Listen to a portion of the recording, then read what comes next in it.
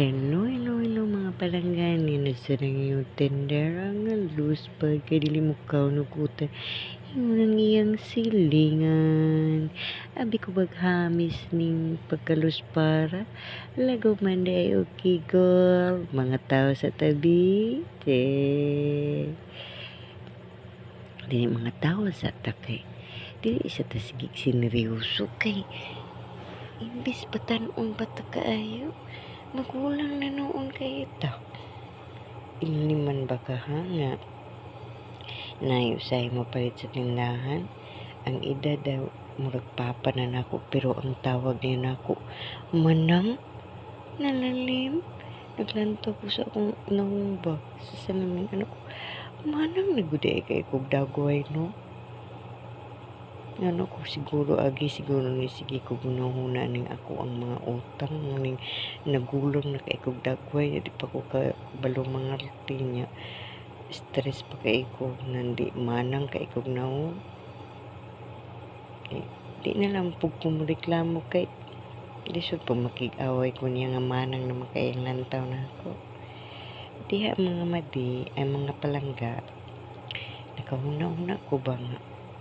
mingaw mo kay sa tindahan. Yung magsige ko hinuktok mag-overthink ramang ko magsakit man akong heart kay mura man gihapon sa unsaon ako overthink di man jud gihapon ko kupit sa akong utak so nakahuna-huna na lang ko nga adto na lang ko likod akong daoban tong mga sagbot nga kuan kanang natanggong na kaayo nya diha pun mga palangga giduol ko sa akong dalagingging gidalaan kog sako nga tuo po ko og katong sako nga iyang dala puro tong mga papel di ako ang gihuwat Jesus ko mga palangga kay naa man day mga daghan man day mga plastic bottles di dali-dali na ko punit kay kabalugo ko nga makadaot ba ng plastic di ba butan biya ta nya makadaot ba na sa to ang kalikasan so na ako'y na punit pero katong wala na punit di na gyud na kumadahan so nasunog na gyud na hirap lang magpasaylo sa akong silingan nga nakatimaho sila tawon og plastic ugi man day kay kumo kuan palangga mo bira-bira ning mga dahon pwede man day ko kuan ka nang mo apply og kanang tigbulunlay no kay nang kaya naman day ni nako anak gyud ay ko kakugihan charet pasuyan po ni sila ron ayaw ragot pakatawa ragot ni ato kay para mga lingaw ta bakit para dili ta murag manang dagway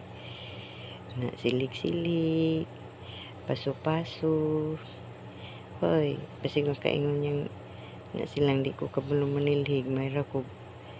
basig si hoy kugihan ko manilhig do